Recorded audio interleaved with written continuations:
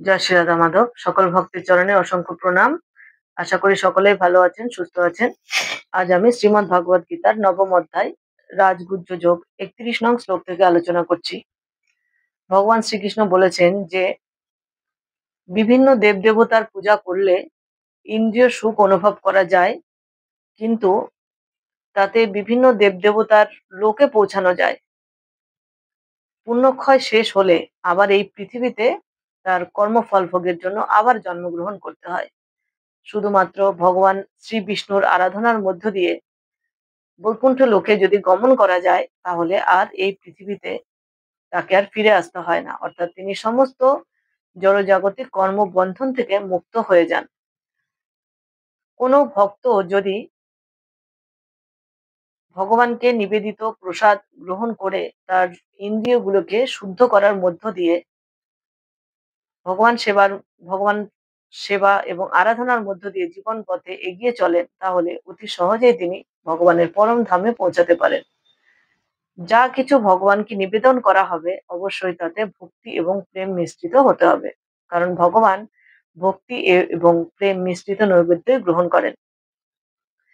ভগবান বলেছেন, ক্ষিপ্রং ভবতি ধর্মাত্মা শান্তি নিগচ্ছতি কৌন্তেয় প্রতিজানি হে নামে ভক্তং প্রণশ্যতি।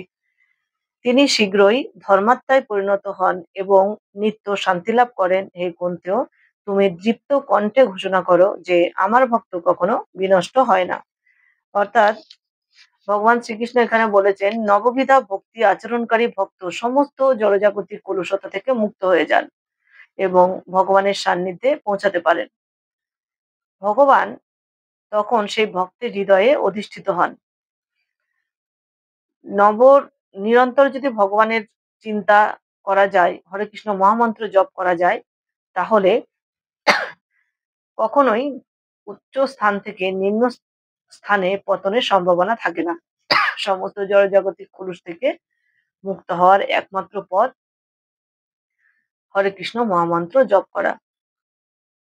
মাং হি পার্থ ব্যাপাশ্রিত যে হপি সুপাপ যৌনয় স্ত্রিয় বৈশ্যস্ত তথা শূদ্রাস্তে হপি জান্তি পরাঙ্গতিম।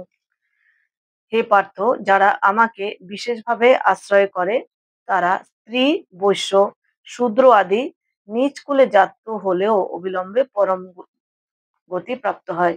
অর্থাৎ ভগবান বলেছেন, শুদ্ধ ভক্তের একমাত্রই পরিচয় হয় সে হচ্ছে ভগবানের নিত্য দাস।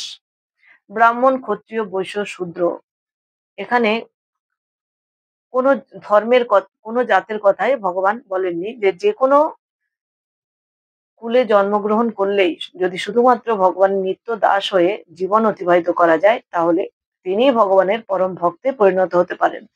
তাই স্ত্রী, বৈশ্য, শূদ্র আদি নিজ কুলে জন্ম হলেও যদি অতি পাপাচারী ব্যক্তিও ভগবানের শ্রীচরণে নিজেকে আত্মসমর্পণ করে ভগবানের নাম গান শ্রবণ মনন কীর্তনের মধ্য দিয়ে জীবন অতিবাহিত করেন এবং ভগবানের নিবেদিত প্রসাদ গ্রহণের মধ্য দিয়ে জীবন অতিবাহিত করেন, তিনি অতি সত্বর ভগবানের শুদ্ধ ভক্তে পরিণত হয়ে ভগবানের কৃপা সহজেই পেতে পারেন।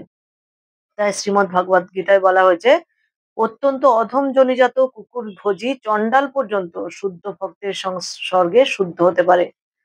ভগবত ভক্তি ও শুদ্ধ ভক্তের শিক্ষা এতই শক্তি সম্পন্ন, তাদের উচ্চ নিচ জাতিভেদ নেই।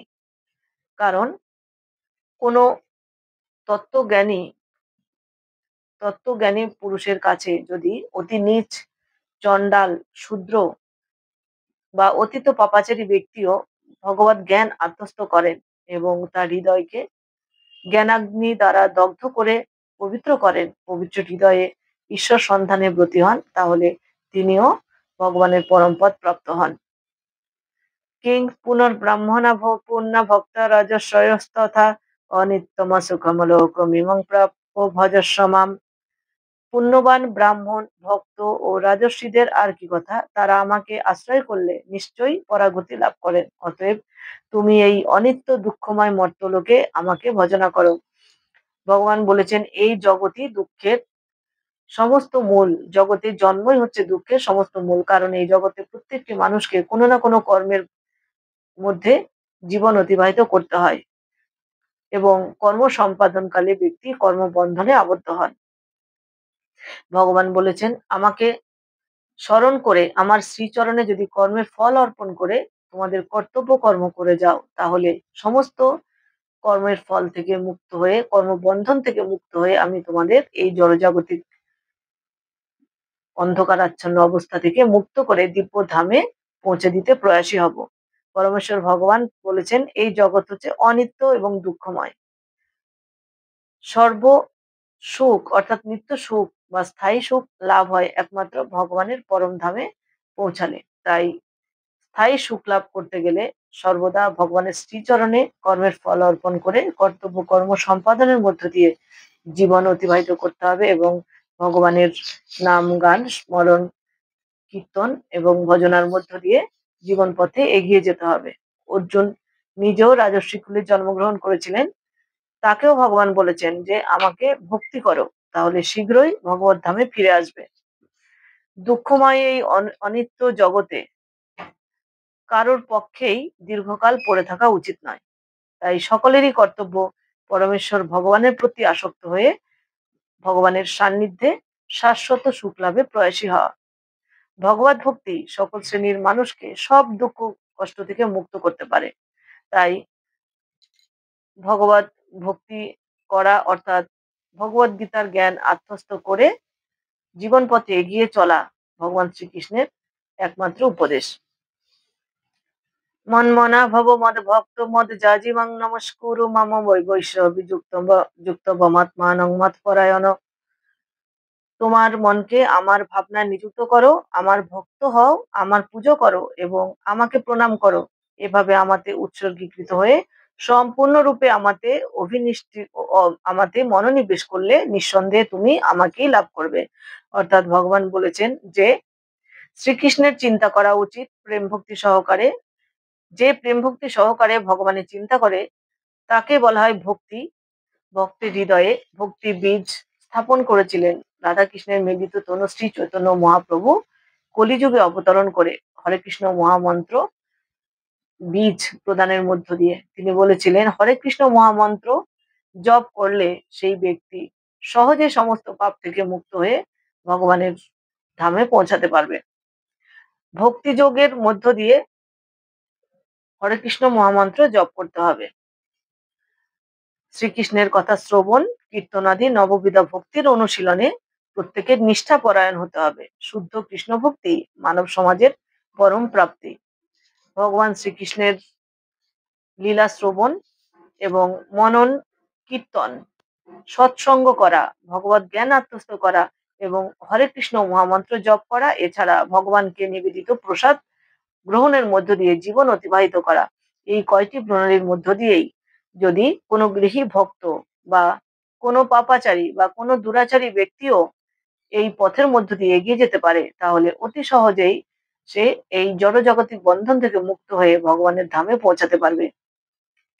যে ব্যক্তি কৃষ্ণ চেতনায় উদ্বুদ্ধ হয়ে সতত কৃষ্ণ সেবায় নিয়োজিত আছেন তাকেই প্রকৃত সাধু ব্যক্তি বলে জানা হয়।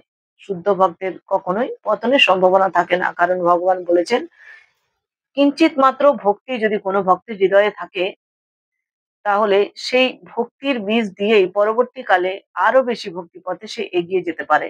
তাই কিঞ্চিত মাত্র ভক্তির ফল কখনো বৃথা যায় না। তাই অভক্তও যদি কোনো ক্রমে সাধু সঙ্গের ফলে এবং ভগবত জ্ঞান আত্মস্থকরণের মধ্য দিয়ে ধীরে ধীরে ঈশ্বর সন্ধানের দিকে এগিয়ে যায় বা তার মনে সামান্যতম ভক্তির উদয় হয়, ভগবান তাহলে সেই ভক্তকে আরো তার সন্ধানী তার পদে এগিয়ে নিয়ে যাওয়ার প্রয়াসী হন। অর্থাৎ সেই ভক্তের হৃদয়ে আরো বেশি ভক্তির বীজ প্রদান করে ঈশ্বর সাধনায় তাকে ব্রতী করে তার ধামে পৌঁছে নিয়ে যান। তাই প্রত্যেকটি মনুষ্য জীবের একমাত্রই উদ্দেশ্য হওয়া উচিত উন্নত পারমার্থিক জ্ঞান লাভ করা এবং নববিধা ভক্তি প্রণালীর মধ্য দিয়ে ভগবানের নাম শ্রবণ মনন কীর্তনের মধ্য দিয়ে এবং হরে কৃষ্ণ মহামন্ত্র জপের মধ্য দিয়ে জীবন পথে এগিয়ে যাওয়া।